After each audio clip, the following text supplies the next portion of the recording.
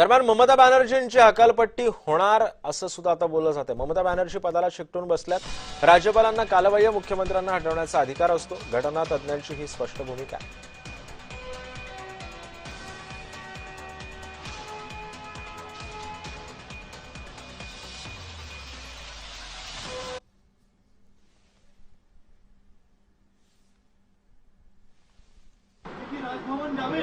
কেন কিসের জন্য আমরা তো হারিয়ে নিচে যাব?